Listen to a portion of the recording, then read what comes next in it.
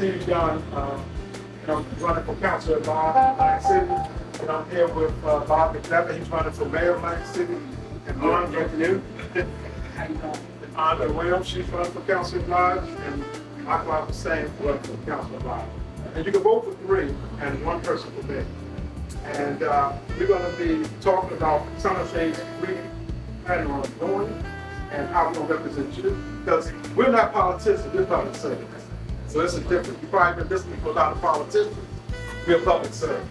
Because we've been servicing the community for years.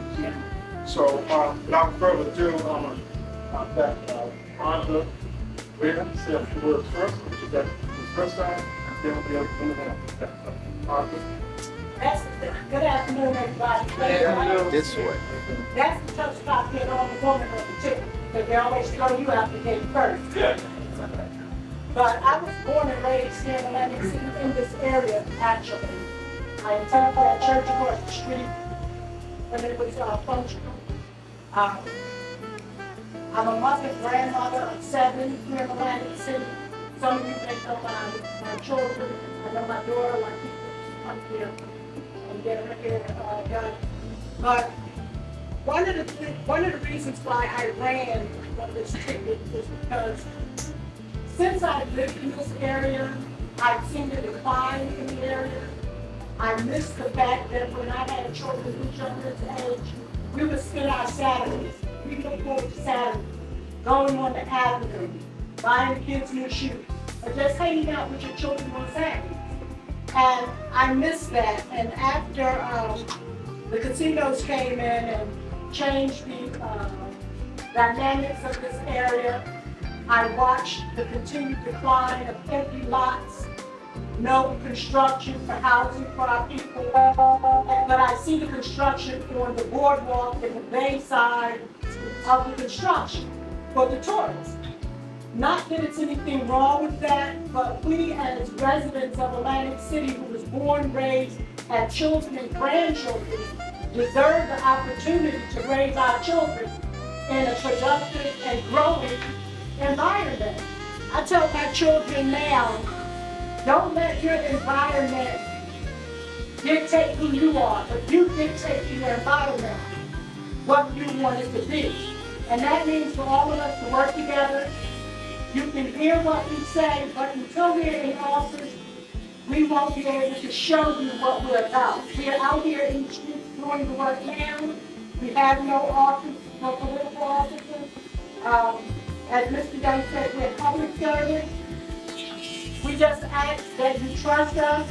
Our word is our bond, and both of you know, growing up in this community, we were raised and taught that your neighbors are your family. We weren't just friends. Everybody down the street was your cousin.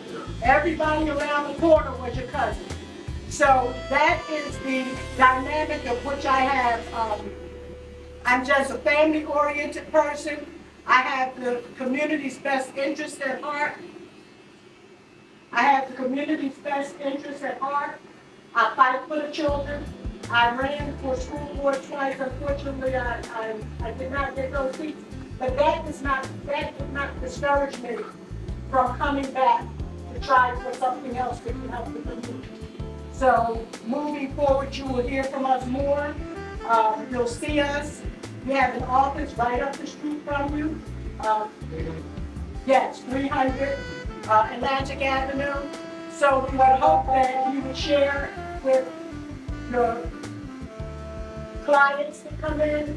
I don't want to say clients, because we want to see more business on Atlantic Avenue. We want to see more construction in the city of Atlantic City, not just the outskirts, but in the center of the city, where our people, yes, in the inlet, they tore all those properties down. All we have is empty lots. We have a few new homes that they built, but not a lot of homes that they built. But the most important thing is sustainable housing for our people. We are a diverse city now, and it's not just our culture that's suffering financially, it's all culture. So it's not just for the Black community, but for all people to be able to afford to live in Atlantic City. When the Charters were born, we're held responsible for maintaining the city. We're held responsible for maintaining it. So we need them to begin to, or we want to begin to rebuild Atlantic City. It won't be how it used to be, but we promise to help make it better than what it is now. Again, my name is Andra Williams, Andra Kimbrough Williams, and I am running for council at large. Thank you for having me. You're welcome. Thank you. I just want to back up a little bit. We're at, just cutting up. We're about to cut up. Come get your hair cut. And also, it involves. It's about inclusion. And we're people that's going to be including everybody. Because we can't do it without you. See, we boots on the ground. Yeah. And we're going to stay boots on the ground. In order to do that, we need your input. But who best know what the problems are and the solutions are for the people that are going through it the most? That's everybody in the room. So we want you to remember that. Our slogan is safe, clean streets. Don't everybody want safe, clean streets? Yes. With safe, clean streets, you have peace, right? You have peace of mind, and then we can grow better in our community. So now's the time. Keep hope alive in 2025. So with that, I'm going to introduce you to Arthur Hussain, who's going to tell you a little bit about himself. Hey everyone, good afternoon. My name is Arthur Hussain, and I've been living in city last 27 years. And I have a master's of public administration. And currently I'm also president of City Lions Club, as well as the City Place Club. And since I've been living this city, I saw it's a lot of ups and downs. But last 6-7 years, it's really everything is going down because of one specific person working for himself, not for our community, not for the black community, not for white community, not for our South Asian community. So we need a person who works for all of us, make this city safe and clean. So that's the change we are working right now. We have Mayor running Long Neck Davis, then along with us is Andre Williams and Stephen Young, and myself, Arthur Hussain. And to make this city safer and cleaner, we need your help. Can I ask you a question? Yes. How can you make the streets safer? Okay, that's a good question. Once we elect, we'll work with our police department, and public service department say here is our mayor. So whoever is the mayor, if he works properly, if he work with our police department, we can make this city safer place. You can give these kids everything they ask for.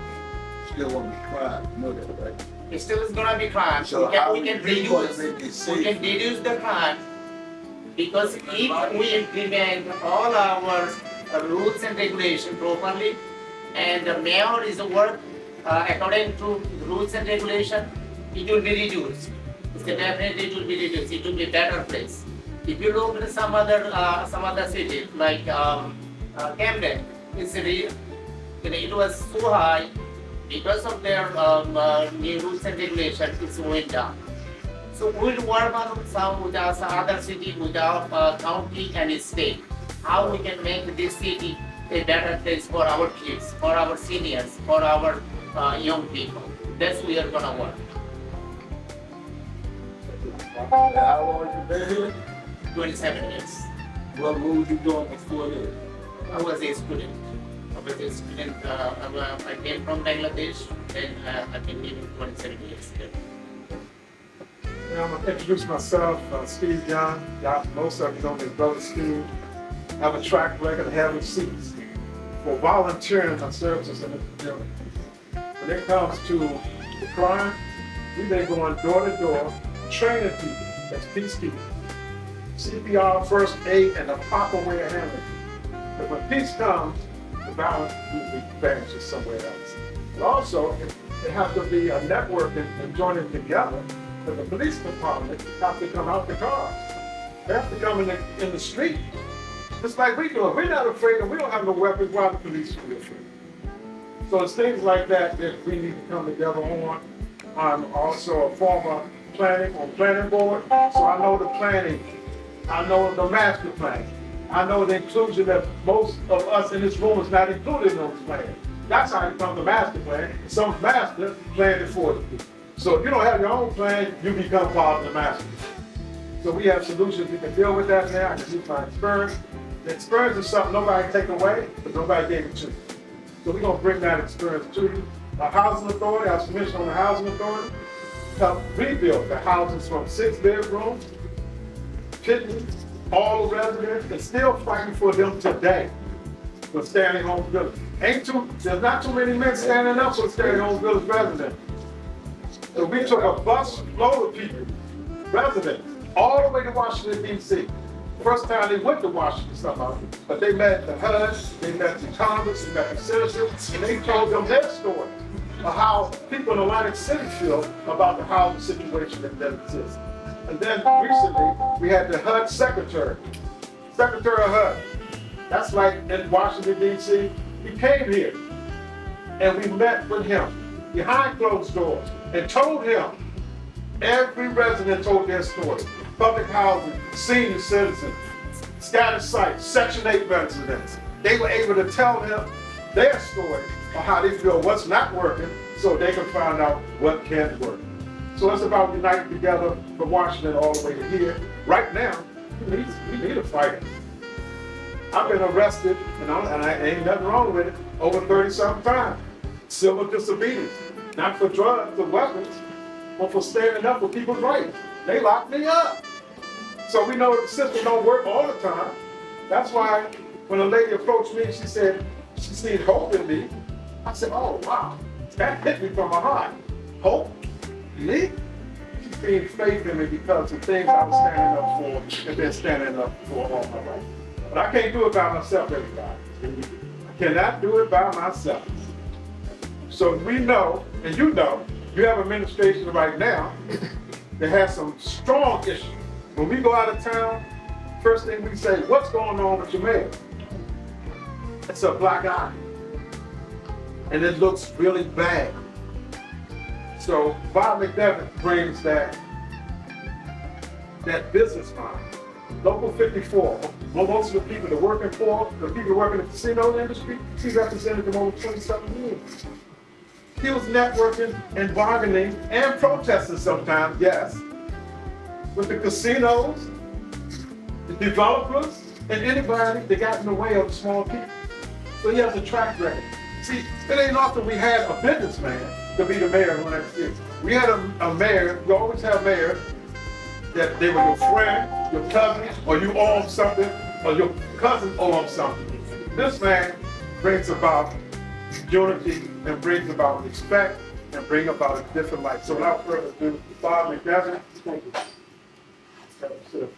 Thanks, Steve. I appreciate the time. I know this is, it's a busy day on Saturday, but just a little bit about me. I raised 5 kids over on Oriental Avenue. I moved to Ducktown about 10 years ago. So, and I was born and raised here, and I love this town.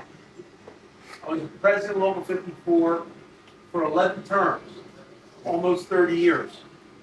And in that time, we drove the wages of workers in Atlantic City, in the casinos, real people, normal people, housekeepers, other people that we represent. They're making $20 an hour now, plus full medical, plus pension, and they're professionals. And that's the kind of spirit that I want to bring to Atlantic City as the mayor, because you don't have to accept second rate. No one has to accept that. Everyone should demand excellence from the people that represent them. I want to represent you because I feel that I've been representing folks in Atlantic City for almost 40 years. So it's my pleasure to be here, and I'll answer whatever questions anyone has. But there's no place I'd rather be than Atlantic City, and thank you very much for the time. Good. Nice to meet you. Again, it's a pleasure to be here. Just cutting up. Let's ask the questions now. Let's cut up. I got a question. Sure. What can you actually do that Marty has not done yet? Well, first of all, we don't know Nothing. where $275 million a year, we don't know where that's spent. That's the budget for the city. So, as far as I'm concerned, there needs to be a forensic audit the last 5 years to find out where we are now. Because you can't move forward financially unless you know where you're standing. I have no idea what the finances Is everything are. public record? Well, it's public record, but it's not all obvious. Until you get an audit and really look at the money, you really don't know where it goes.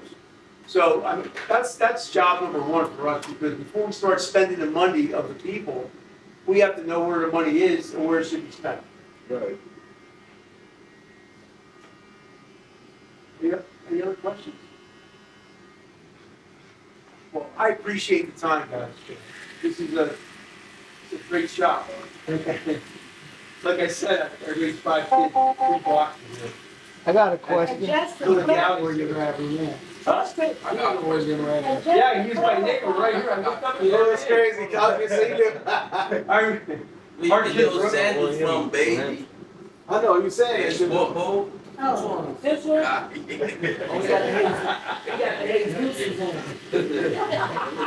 But also, just to share something with the question that the gentleman asked as far as, the Mr. McDevitt responded as far as the audit.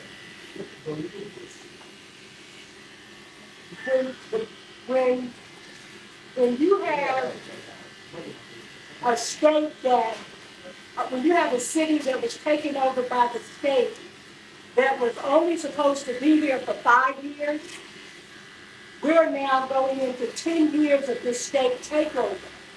So it's something that needs to be looked into to find out why we're not able to get out of that financial debt. So you think it's That just was, one person? no, I'm not saying that it was one person. I'm just saying over the last 10 years, for an agreement that was signed Right. for us to be taken over by the state for 5 years and now has lasted 10 years, there needs to be some deeper auditing and looking into what's going on financially for us to get out of that debt. Because if we don't look into it, it's been more than 5, it hasn't been just 5 years, 10 years. That's how long we've had the contract.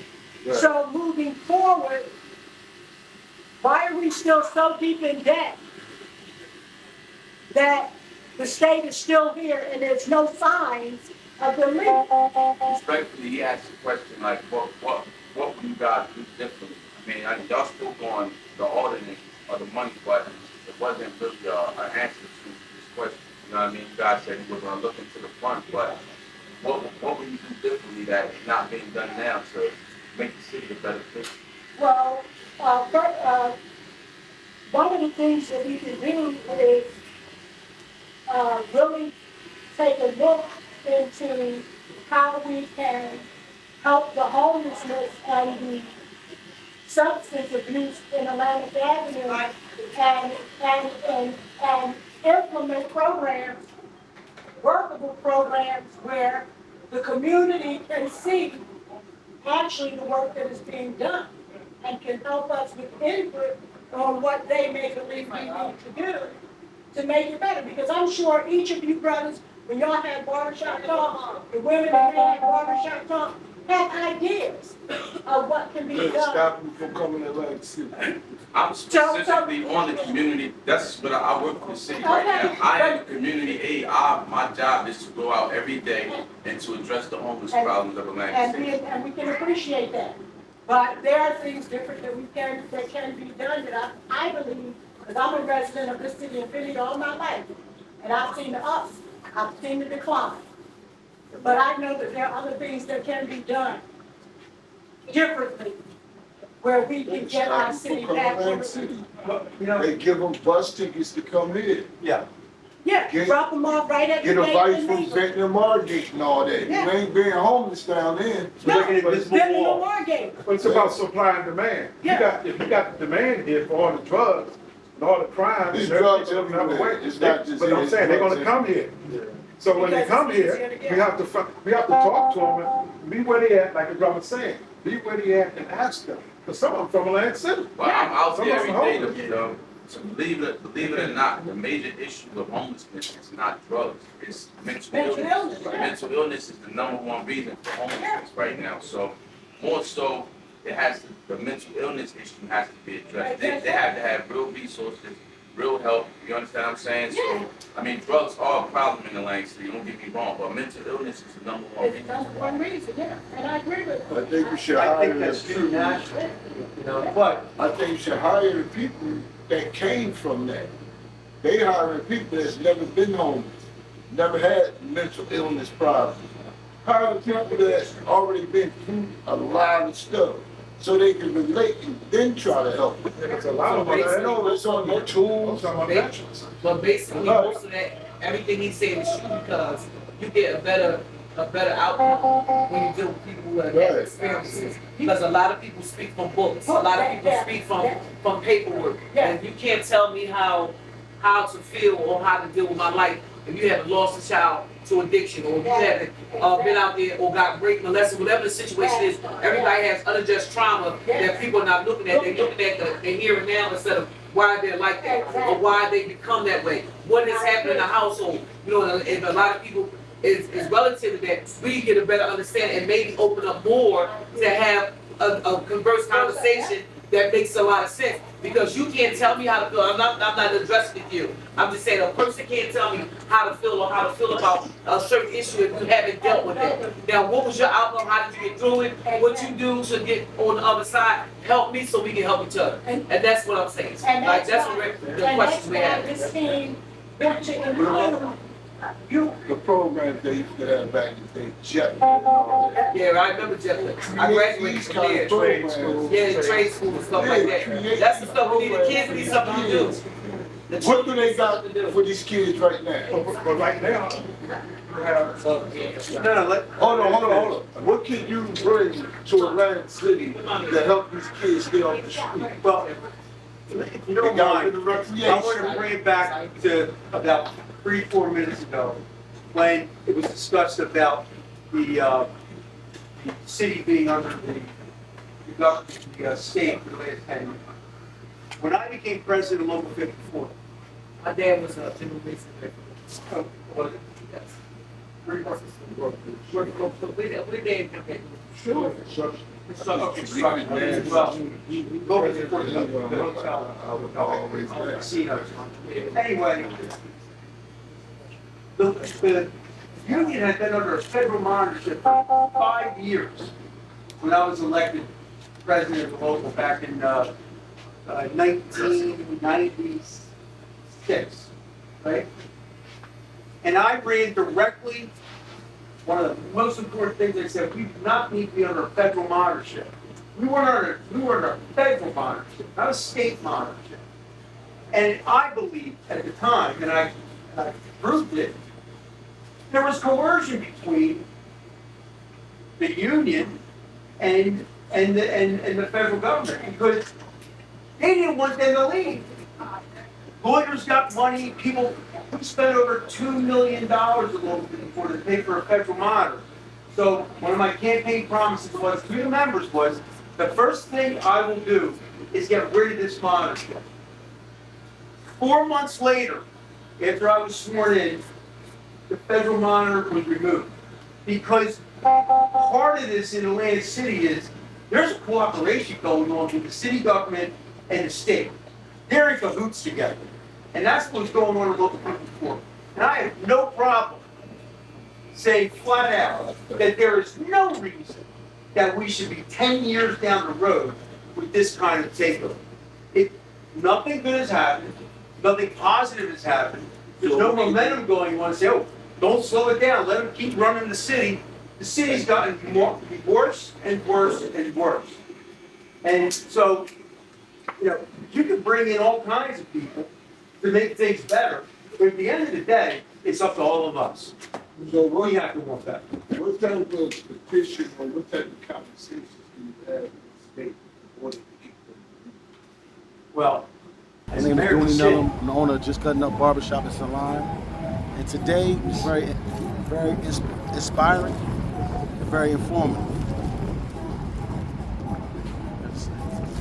I'm Kenya. I'm his It's my sister, yes. I'm actually the manager here, and they came today to give us more information about what can they do to better the city, the businesses, and how do we move forward and fast forward so we can have a better land city, to make it safe for the children, for the youth, to give them something to do because it's very busy. There's a lot going on. There's a lot of tourists. Basically, they want to make a better land city. And they come here and they speak to different places, and they came past the shop, and we was just grateful for that. So we hope to see what's going to happen in the future. Fast forward. All right, how long you been here at this spot? My brother been here for 13 years. This spot right here? Yes.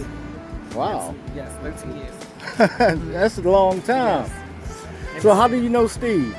I haven't. I just moved back down here from Philly, so I'm I from haven't. Philly My brother too. more so knows him more than I do. But I have seen Steve. He has been here. He has been here for the city. I've known him since I've grown up.